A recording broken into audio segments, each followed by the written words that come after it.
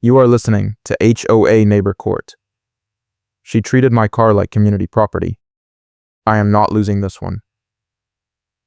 That was the only thought in my head as Ruth screamed across the hood of my car, spit flying, clipboard shaking in her fist like she was about to launch it through my windshield. She was yelling that I still owed a prior tow fee and she was stacking the new one on top, her voice cracking on every third word, and behind her the tow truck was already reversing into position. Amber lights slicing through the gray afternoon, backup beeper cutting through everything. I had my hands up, palms out, trying to get a word in, but she was not stopping. The tow operator was standing back by his cab, arms crossed, watching us like we were dinner theater. My phone was buzzing in my pocket. Work. Again. I could not answer. Ruth knew that. She was stalling me on purpose so she could claim I refused to cooperate. I live in Hilliard, Ohio, in a place called Cypress Point Commons Association. I am an electric utility lineman on emergency callouts, which means I work nights, weekends, holidays, whenever the grid goes down. I had just finished a 12-hour storm repair shift and parked on the street because my driveway was blocked by a contractor truck working on my neighbor's roof. The street parking was legal. No fire lane. No guest-only zone. Just a normal public curb. But Ruth Sanchez, the social committee chair, had decided the HOA owned the curb. She had been spreading rumors for weeks that I was violating parking rules, and now she was making it real. She jabbed the clipboard toward my windshield. There is no permit decal. You are in violation. I shook my head. I do not need a decal for street parking. This is a public street. She smiled, the kind of smile that made my chest tighten. I do not negotiate with violations. That phrase again. She had said it twice already this month. Once when she fined me for leaving my trash bin out past noon. Once when she tried to lock me out of the pool because my guest did not sign in. Now she was using it to justify a tow. I pulled out my phone to show her the city code. She stepped closer, blocking my view of the tow truck. The driver was hooking up the wheel lift. I heard the hydraulic whine. My car was about to go up. I do not have time for this, I said. I have to get back to work. She tilted her head. Then you should have parked legally. I pointed at the curb. This is legal. She tapped the clipboard. Not according to the HOA. I could feel my pulse in my throat. The phone buzzed again. I glanced down. My supervisor. I swiped to silent. Behind Ruth, the tow operator lowered the wheel lift arms under my rear axle. The metal clanged. She turned and waved at him like she was directing air traffic. Go ahead. Hook it up. I stepped around her. Wait. I need to see the authorization. He paused, glanced at Ruth, then back at me. She already gave it to me, man. I looked at Ruth. Show me the paperwork. She held up a single sheet. I could not read the print from where I stood, but I saw the Cypress Point Commons letterhead. That is all you need, she said. I shook my head. That is not how this works. You cannot just call a tow on someone without cause.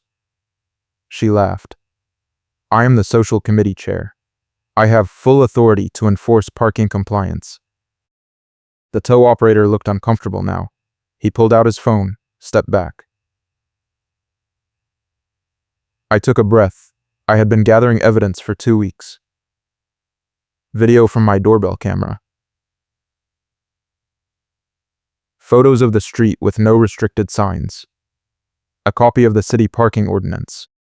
I had not wanted to use it yet because I was trying to keep the peace with my neighbors, but Ruth was forcing my hand. I let her get the last word because I wanted the last consequence. I did not say that out loud. I just pulled my notepad from my pocket. The pages were damp from the rain earlier. I flipped to a clean sheet and started writing down the truck number, the time. Ruth's name. What are you doing? She asked. Documenting, I said. She snorted. Document all you want. You are still getting towed. The operator was on his phone now, talking low. I caught a few words. Authorization. Liability. Dispatch. Ruth walked over to him, clipboard raised. I gave you the authorization. Do your job. He held up a hand. I am checking with my supervisor, ma'am. She turned red. I am not waiting for your supervisor. I am the HOA representative. He did not look at her. He kept talking into the phone. I used the moment. I walked to the driver's side, unlocked the door, grabbed my work bag and my laptop case. If they were going to tow me, I was not leaving my gear in the car. Ruth saw me and marched over. You are not allowed to remove items during a tow. I kept pulling my stuff out. Yes, I am. This is my property. She reached for the door handle. I am calling the police. Go ahead, I said. Call them. She froze. That was not the reaction she wanted. She wanted me to panic, to back down, to beg. Instead, I was calm. I had done the research. I knew I was right. The tow operator hung up. He walked over, hands in his pockets. I cannot tow this vehicle without a valid violation, he said. Ruth's mouth fell open. What? I gave you the authorization. He shook his head. My supervisor says we need proof of a posted restriction or a signed complaint from the city. You have neither, she sputtered. The HOA owns this street. He looked at me, then back at her. No, ma'am. This is a public right-of-way. If you want to enforce private parking rules, you need signage and city approval. She turned to me, eyes wild. This is not over. The tow truck pulled away. Ruth stayed on the curb, staring at me. I closed my car door, locked it, and walked toward my front door. She followed. You think you won? I stopped. I did not say anything. She stepped closer. I can fine you daily until you give up and you cry. That line hit me like ice water. She said it slow, savoring each word. I turned around. You are going to fine me for what? Parking legally? She smiled. For refusing to cooperate. For obstructing HOA enforcement. For creating a disturbance. I will stack them until you leave. I looked past her at the tow truck turning the corner. I pulled out my phone and opened the doorbell camera app. I had been recording since the moment she walked up. I showed her the screen. She leaned in, confused. What is that? That is you, I said, placing a parking violation notice on my door at 6 this morning. She went pale. I never came by this morning. I scrolled back. The timestamp was clear. 6:14 a.m. She was in frame, in the same white blazer, clipboard in hand, slapping a yellow notice on my door. Then she walked back to her car and pulled out a small stack of papers. I zoomed in. Blank tow authorization slips. She kept them in her glove box. The video kept rolling. She filled one out, right there, leaning on her hood, and tucked it back in the stack. She looked at me, then at the phone, then back at me. That is edited. I shook my head. No, it is time-stamped and cloud-synced. I also have the version from my neighbor's camera across the street. She took a step back. You are making this up. I held the phone steady. I have 3 angles. You want to call the police now? She opened her mouth, closed it, turned, and walked to her car. She did not say anything else. She just got in and drove off. I stood there for a minute, phone still recording, waiting to see if she would come back. She did not. If you are enjoying this insane HOA nightmare, hit that like button and subscribe for more stories, where Karens get what they deserve. I went inside, dropped my bag, and sat on the couch. My hands were shaking. Not from fear. From adrenaline. I had just stopped a tow, caught Ruth on camera lying, and she had threatened to fine me daily until I cried. That was on record now. I opened my laptop and started building a folder. Video files. Screenshots. Photos of the street, the city parking ordinance, the HOA bylaws, which I had requested 2 months ago and never received. I sent an email to the HOA management company with the subject line, "Request for Compliance Review." I attached the video and a bullet point summary. No emotion, just facts. My phone rang. "Work," I answered. My supervisor asked if I could cover a shift starting in 2 hours. I said yes. I needed the distraction. I also needed the overtime, because I had a feeling this fight was going to cost me attorney fees soon. I grabbed a quick shower, changed into a clean uniform, and headed out. When I got to my car, there was a new notice on the windshield. Yellow paper. Cypress Point Commons Association letterhead. Violation of guest parking policy. Fine, $50. Due in 10 days. I pulled out my phone and took a photo. Then I checked the doorbell camera. Ruth had not come back. Someone else had. A man in a gray polo shirt. I did not recognize him. He walked up, placed the notice, and walked away. No hesitation. No checking to see if I was home. It was a setup. I called my neighbor Greg, the one with the drone. He answered on the second ring. "You busy?" "Not really." "Why? I need a favor." I explained what was happening. He laughed. "You are kidding. They are that desperate?" "I am not kidding. Can you get an overhead shot of the street with my car and frame? Show that there are no signs, no paint, no restricted zone markers?" He paused. "Yeah. I can do that. Give me 10 minutes. I thanked him and hung up.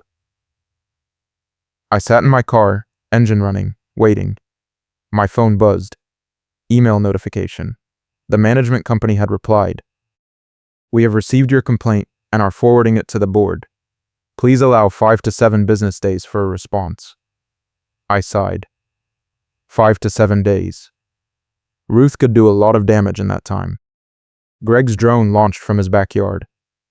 I watched it rise, a small black dot against the gray sky, then hover over the street.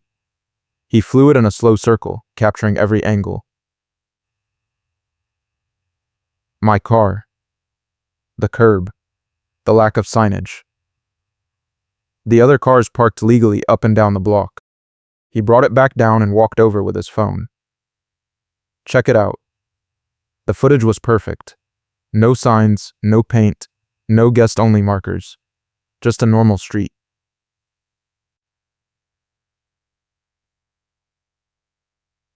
I asked him to send me the file. He did right there, AirDrop. I added it to my folder. "Thanks," I said. He shrugged. "Ruth has been a nightmare since she got elected. Anything I can do to help, let me know." I asked him if he had seen anyone place the notice on my car. He shook his head. "I was inside. But I can check my camera." He pulled up his home security app. We scrolled back. There. The man in the gray polo. He walked up from the direction of Ruth's house, placed the notice, and walked back. Greg zoomed in. That is her husband. I felt my jaw tighten. So she is using him as a proxy now. Greg nodded. She is smart. She knows you have video of her. So she is sending someone else. I took a screenshot of the footage. Thanks, Greg. He patted my shoulder. Good luck, man. You are going to need it. I drove to work. The shift was brutal. A tree had taken down a primary line and we spent 6 hours in the rain replacing a pole. By the time I got home, it was 3 a.m. I parked in my driveway this time, even though the contractor truck was gone. I was not giving Ruth another excuse. I went inside, set an alarm for 7, and crashed. When the alarm went off, I felt like I had been hit by a truck. I made coffee, checked my doorbell camera. No new notices. I checked my car. Nothing. I exhaled. Maybe Ruth was backing off. I was wrong. At 9, my phone rang. Unknown number. I answered. This is Cypress Point Towing. We have your vehicle in our yard. You need to pay the tow fee and the storage fee to retrieve it. I sat up. What? My car is in my driveway. There was a pause. Is this about the silver sedan, plate number ending in 4927? I looked out the window. My car was still there. No. That is my car. It is right here. Another pause. Hold on. I heard muffled voices. Then a different voice came on. This is the yard supervisor. We received a tow request from Cypress Point Commons Association for that vehicle this morning. But if you are saying the vehicle was not towed, then we have a problem. I said, yes, we do. Who authorized the tow?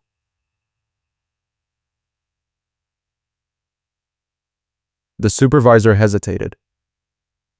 Ruth Sanchez, Social Committee Chair. I felt heat rise in my chest. She called in a tow for a car that is still in my driveway? That is what it looks like. I am going to need to speak with her. You do that, I said. And while you are at it, ask her how many other fake tow requests she has called in. The supervisor did not respond. I hung up. I called Greg. He answered on the first ring. Ruth just tried to have my car towed from my own driveway. He laughed. You are joking, I wish. The tow company called me asking for payment. But my car is still here. He whistled. She is panicking. I said, I need your help again. Can you be a witness if this goes to a hearing? Absolutely. I also need you to send me your camera footage from the last 2 weeks. Anything with Ruth or her husband near my property. He said he would compile it and send it over. I thanked him and hung up. Then I called the management company. I got the same polite receptionist. She transferred me to a compliance officer. I explained the fake tow request. He sighed. We are aware of the situation. The board is reviewing your complaint. I said, this is not just a complaint anymore. She is filing false tow requests. That is fraud. He paused. I will note that in the file. I asked when I could expect a response. He said the board meets next week. I told him that was not good enough. He said he would escalate it. I hung up, not convinced anything would happen. I spent the rest of the day working on my case. I printed everything. The doorbell video screenshots, the drone footage, the fake tow request, the notice from Ruth's husband. I put it all in a binder with tabs. I labeled it evidence. Then I wrote a formal demand letter to the HOA board. I kept it short. Stop the harassment. Refund the fines. Acknowledge that street parking is legal. Or I file a state procedure complaint with the Ohio Real Estate Commission. I printed 2 copies, signed both, and drove to the HOA management office. I handed one to the receptionist. This is for the board. She nodded, stamped it received, and handed me a receipt. I kept the other copy for my records. On the way home, I stopped at the clubhouse. The parking lot was empty except for 2 cars.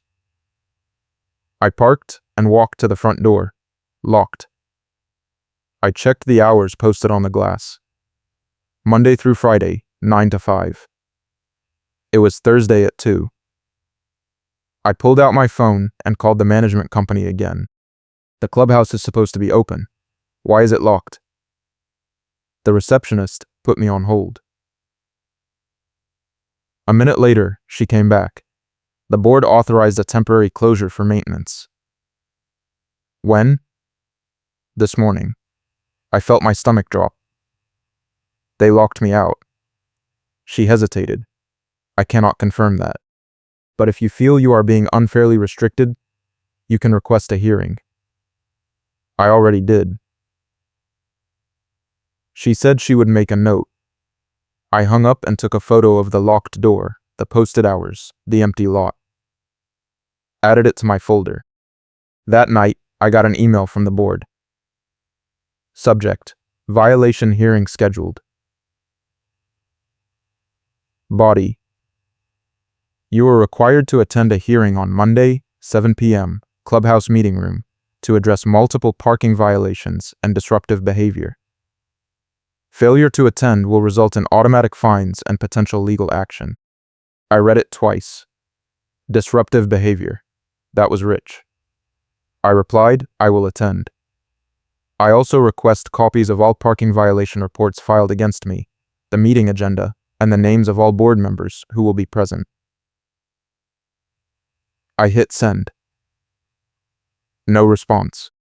I called my buddy who is an attorney. He does not practice HOA law, but he knows the basics. I explained the situation. He listened, then said, you need to file a complaint with the state. The HOA is violating open meeting rules if they are holding a hearing without proper notice and access to records. I said, they just sent me the notice today for a hearing on Monday. He said, that is not enough time. Ohio law requires at least 10 days notice for any hearing that can result in fines or sanctions. I felt a spark of hope. So the hearing is invalid?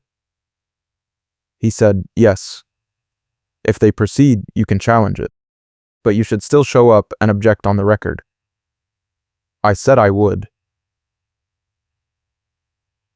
He also told me to bring a witness. I called Greg. He said he would come. Monday arrived. I drove to the clubhouse at 6:45. The parking lot was full. I recognized Ruth's car. I parked and walked to the entrance.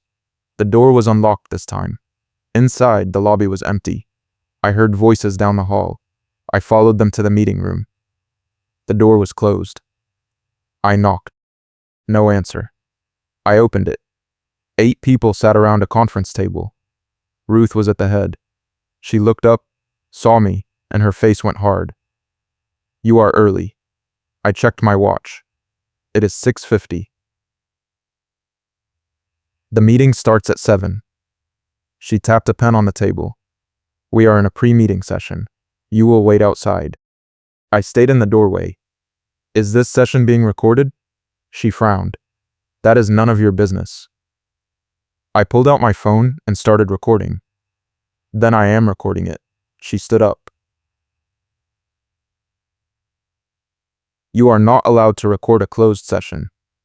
I said, Ohio Sunshine laws say otherwise. Any meeting that involves HOA business and affects homeowners must be open. She looked at the others. Someone call security. No one moved. I stayed in the doorway. Greg appeared behind me. He nodded at Ruth. I am here as a witness. She sat back down, furious. At 7, the meeting started. Ruth read from a prepared statement. We are here to address the repeated violations committed by the homeowner at 4112 Maple Lane. Parking in restricted zones. Refusing to display required decals. Obstructing HOA enforcement. Creating a disturbance. Failure to comply with social committee directives. I waited until she finished. Then I stood up. I have evidence that refutes every claim. Ruth cut me off. You will speak when you are recognized. I ignored her. I also have evidence that you, Ruth Sanchez, filed a false tow request, placed notices without authority, and violated Ohio open meeting laws by holding this hearing without proper notice. The room went silent. I pulled out my binder and set it on the table. This is video evidence, drone footage, witness statements, and a dispatch log from the tow company. I paused. Ruth's face went pale. The dispatch log shows you requested a tow for a vehicle that was never in violation, and you did it without legal authority. I opened the binder. First, the doorbell video. Ruth placing a notice at 6 a.m., then filling out a blank tow authorization slip in her car. Second, the drone footage showing no parking restrictions on the street. Third, a signed statement from Greg confirming he witnessed Ruth's husband placing a fake notice. Fourth, the tow company dispatch log.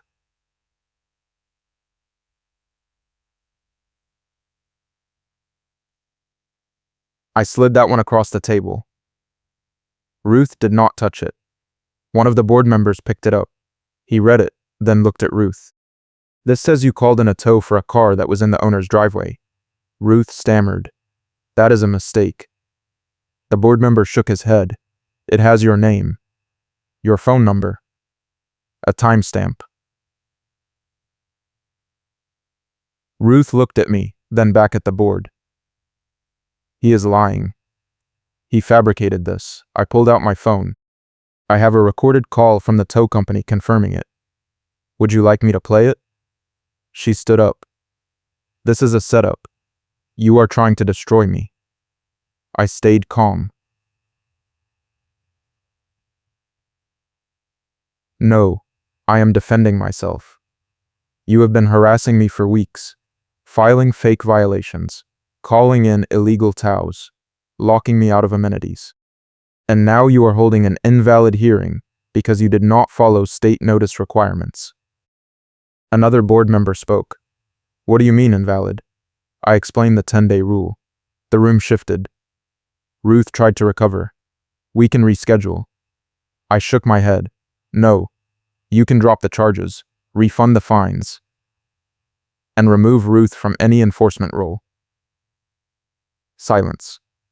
Ruth looked around the table. No one met her eyes. The board member with the dispatch log cleared his throat. I move that we table this hearing pending a full review of the evidence.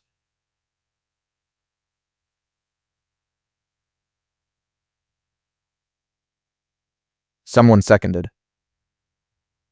Ruth objected. The motion passed 5-2.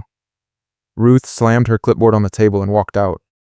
Greg and I stayed for another 10 minutes while the board asked questions. I answered every one. When we left, Greg clapped me on the back. That was beautiful. I did not feel victorious. I felt exhausted. 2 days later, I got a call from the management company. The board has decided to place Ruth Sanchez on administrative leave pending an investigation. I asked what that meant. It means she is suspended from all committee roles and cannot represent the HOA in any capacity. I asked about my fines. They are being refunded. I asked about the hearing. Cancelled. The compliance officer paused. We are also reviewing our towing vendor contract. Several other homeowners have filed complaints. I thanked him and hung up. I called Greg. He laughed when I told him. She is done. I said not yet. I still have one more move. I filed a state procedure complaint with the Ohio Real Estate Commission. I attached everything. The fake tow request, the invalid hearing notice, the video evidence, the dispatch log. I also included a statement from Greg and a letter from my attorney outlining the violations. I submitted it online and got a confirmation email. The state would investigate. If they found the HOA in violation, they could impose fines, require policy changes, or even remove board members. I did not know how long it would take, but I had done my part. A week later, Ruth showed up at my door. I saw her on the doorbell camera and did not answer. She rang 3 times, then left a note. It said, "We need to talk." I threw it away. The next day, I got a certified letter from the HOA. The board had voted to implement new parking enforcement policies. All towing actions now required photographic evidence of a violation, approval from at least 2 board members, and a 48-hour notice to the homeowner. Guest parking restrictions were suspended pending a community vote. Ruth Sanchez had resigned from the social committee. I read the letter twice. It was not everything I wanted, but it was a start. Greg came over that evening. We sat on my porch with beers and watched the sunset. He asked how I felt. Tired, I said. But good. He nodded. You earned it. I asked if he had heard anything about Ruth. He said she had stopped coming to neighborhood events. Her husband was still around, but he kept his head down. I asked if the board had apologized. Greg laughed. HOAs do not apologize. They just quietly change the rules and hope everyone forgets. I took a sip of my beer. I am not forgetting. He raised his bottle. Neither am I. A month later, the state sent their report. The HOA was found in violation of Ohio open meeting laws, improper notice procedures, and unauthorized enforcement actions.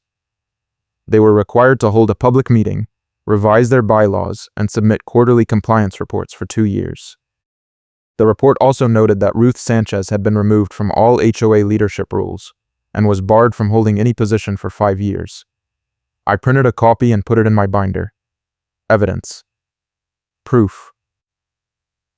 Victory. The final piece came in the mail 2 weeks after that. A check from the HOA. Refund of all fines, plus my attorney consultation fee, plus a small settlement for the harassment. I deposited it the same day. That evening, I sat on my porch again. The neighborhood was quiet. No tow trucks. No fake notices. No Ruth patrolling the streets with her clipboard. I pulled out my phone and opened the doorbell camera app. I scrolled back through the footage. Ruth placing the notice. Her husband doing the same. The tow truck backing in. The confrontation. The hearing. It all felt like a fever dream now. But it had been real. And I had won. I saw Ruth one more time. It was at the grocery store. She was in the produce section, picking through apples. I walked past her. She looked up, saw me, and froze. I did not say anything. I just kept walking. She did not follow. When I got to the checkout, I glanced back. She was gone. I never saw her again after that. I heard through Greg that she and her husband moved out of Cypress Point 6 months later. Someone said they bought a condo downtown. No HOA. I laughed when I heard that. Maybe she learned her lesson. Or maybe she just found a new target. The neighborhood changed after Ruth left. The new social committee chair was a retired teacher named Linda. She was reasonable. She listened. She did not carry a clipboard like a weapon. The parking rules were updated in a community vote. Street parking was officially recognized as legal. Guest passes were simplified. Tow authorizations required written complaints and photographic evidence. The predatory tow vendor was replaced with a company that actually followed the law. It felt like a different place. People started saying hello again. The tension lifted. I still kept my binder though, just in case. One afternoon, I was working in my garage when a car pulled up. A woman got out. She looked nervous. She walked over and introduced herself. She lived 3 streets over. She said she had heard about my fight with Ruth and the HOA. She said she was dealing with the same thing. Fake fines. Harassment. Threats. She asked if I could help. I invited her in. We sat at my kitchen table and I walked her through everything. The evidence collection. The video. The state complaint. The attorney consultation. She took notes. When she left, she thanked me. She said she felt hopeful for the first time in months. I told her to let me know if she needed anything else. She said she would. A few weeks later, she called. The HOA had backed down. They refunded her fines and dropped the charges. She said my binder had been the key. She had presented it to the management company as a template, and they had caved immediately. I congratulated her. She asked if I wanted to meet for coffee. I said yes. We met at a place near the neighborhood. She told me her story. It was almost identical to mine. Ruth had targeted her over a lawn violation. Grass too long. Weeds in the flower bed. Unapproved mailbox color. It had escalated into fines, threats, and a lien notice. She had been ready to sell her house. But then, she heard about me.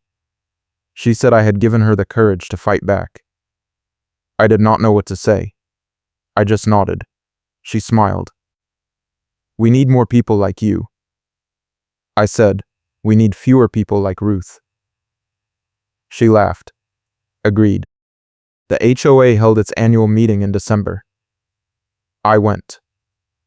So did Greg. So did the woman from 3 streets over. The room was packed. Linda, the new social committee chair, stood at the front and reviewed the year. She mentioned the parking policy changes. She mentioned the new towing vendor. She mentioned the state compliance review. She did not mention Ruth by name, but everyone knew. When Linda opened the floor for questions, I raised my hand. I asked if the board planned to hold quarterly community forums to address concerns before they escalated. Linda nodded. That is a great idea.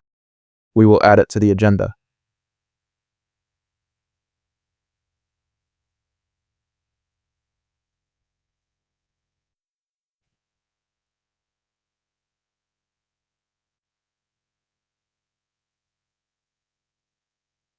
I sat back down. Greg leaned over.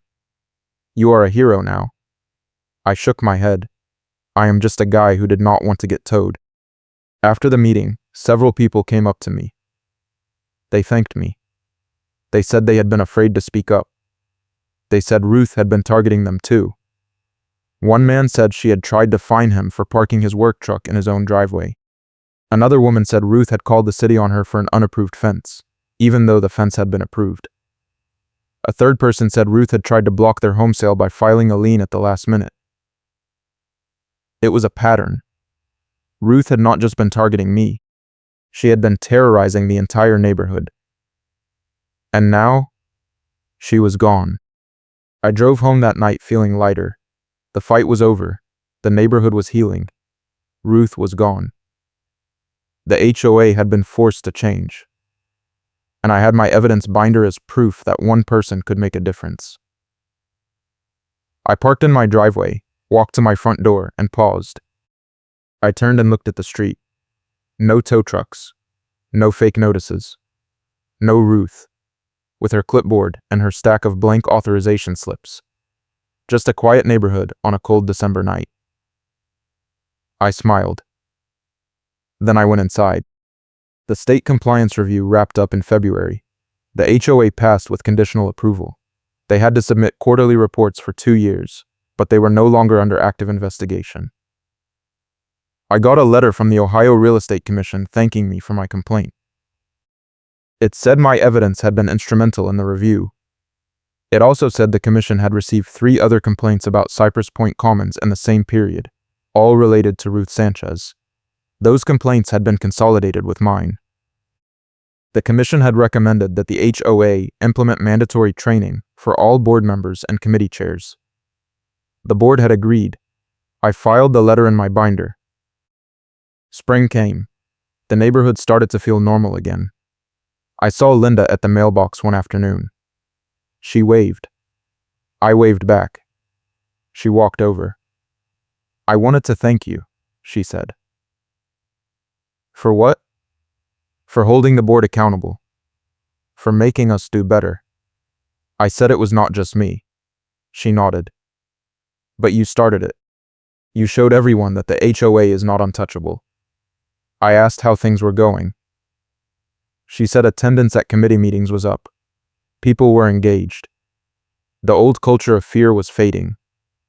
She said it felt like a real community now. I said that was good to hear. She smiled. If you ever want to run for the board, let me know. I laughed. No thanks. I have had enough HOA drama for one lifetime. She laughed too. Fair enough. I kept my evidence binder on a shelf in my home office. I did not look at it often, but I liked knowing it was there. A reminder that I had fought back. A reminder that I had won. A reminder that even when an HOA tries to crush you, you can push back if you have the facts, the patience, and the spine to see it through. Ruth Sanchez had tried to fine me daily until I gave up and cried. Instead, she lost her committee role immediately. The HOA was forced to implement real oversight. And I walked away with a check and my dignity intact. That was the real victory. Years later, I still live in Cypress Point Commons. The HOA is not perfect, but it is better. The board is more transparent. The rules are enforced fairly. People are not afraid to speak up, and when someone does have a problem, They know they can come to me. I do not advertise it, but word gets around. The guy who took down Ruth. The guy who stopped the tow truck. The guy who made the HOA follow the law. I do not mind the reputation.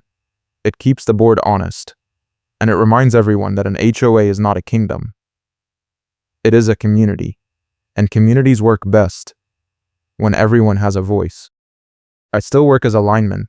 I still get called out at weird hours. I still park on the street sometimes.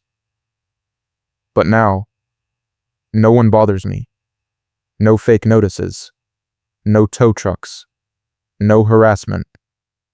Just a quiet life in a neighborhood that finally learned how to treat people with respect.